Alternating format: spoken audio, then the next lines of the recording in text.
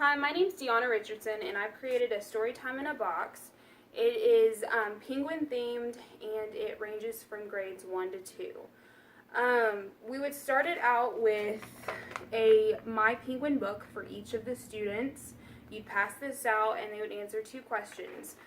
What do I know about penguins, and what do I want to learn about penguins in our lesson?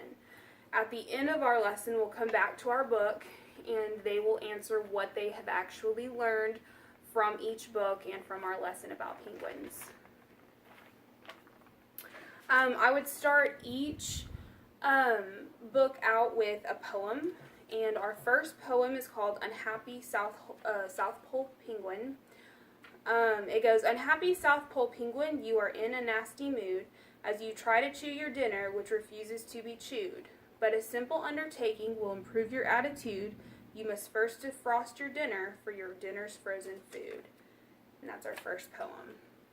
After our first poem, we would go into the book Amazing Animals, Penguins. And basically what this is, it's just a little bit of background information about penguins. It introduces them into the fact that there are different types of penguins. And it just kind of gets them kind of thinking and getting the conversation going about what exactly are penguins, and things like that. To go along with our penguin book and our facts, we have an activity where basically you print this off, you cut them up, and you can put them into little baggies. And what they are, they're pictures and names of the different types of penguins. And the kids can lay these out, flip them over, and then match them. And it kind of lets them practice some memorization. It also lets them practice naming some of them and kind of, again, getting that conversation going about the different kinds of penguins. Our second poem and book, the poem that goes with our second book is, this can be sung to On Top of Old Smoky. I'm just going to read it, but it's on top of an iceberg all covered with snow. I saw my first penguin, I wanted to know. Oh, is it a bird or is it a fish? I look at his feathers and knew which was which. I said, Mr. Penguin, which species are you? He said, I'm emperor and not a gentoo. I said, Mr. Penguin, what's under your patch? He said, it's an egg, it's ready to hatch. I said, Mr. Penguin, oh, where's your wife? She's out in the ocean, she'll be back tonight. Said Mr. Penguin, her name is Jill, she's out in the ocean, feeding on krill. The next thing I knew, I heard a peep, and I saw a chick at the emperor's feet. And then that would introduce us into the life cycle of emperor penguins. And this basically just kind of goes through from the penguin when it hatches all the way into adulthood, specifically the emperor penguin. And to go along with that book, our activity is basically the kids get a worksheet, they cut out the different pictures of the life cycle, and they glue them in the correct order. Our next poem that introduces our third book is called Penguin, and it goes like this. I know a bird that cannot fly. Penguin is its name. It cannot fly, but it can swim. With speed that wins it fame. I know a bird that lives on ice and waddles by the sea. It looks so cute in its black and white suit, as handsome as can be. And that introduces our Flight School by Lita Judge.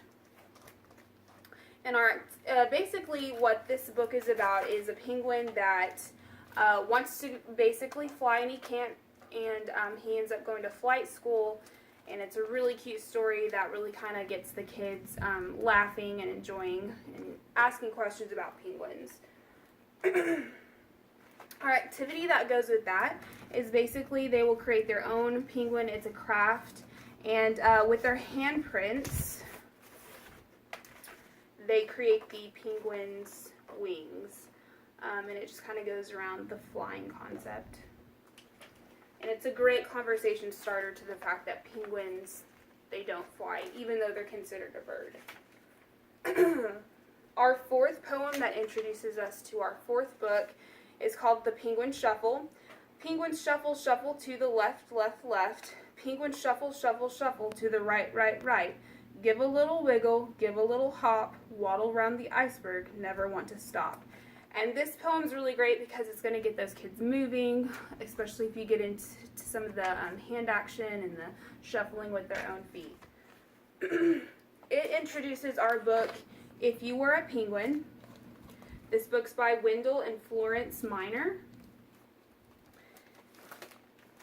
And basically this kind of follows the story of this little guy and basically about the different things penguins do, and kind of asks the question, if you were a penguin, what would you do? And that kind of leads us into our activity for the book, and it's where the kids will get this worksheet. You can either replace the face with each student's face, or they can decorate it to the way that they want it, face and all. And then they need to describe, if they were a penguin, what would they do? And then the fifth poem that introduces us to our fifth book is a question about penguins. When do penguins change their clothes? They must have others, I suppose. Can it be that they're always dressed in party clothes that can't be messed? Gathered in suits of black and white, perfect for some formal night, do they expect a king or queen to grace their distant glacial scene? It would make me feel much better if I knew that each owned a sweater.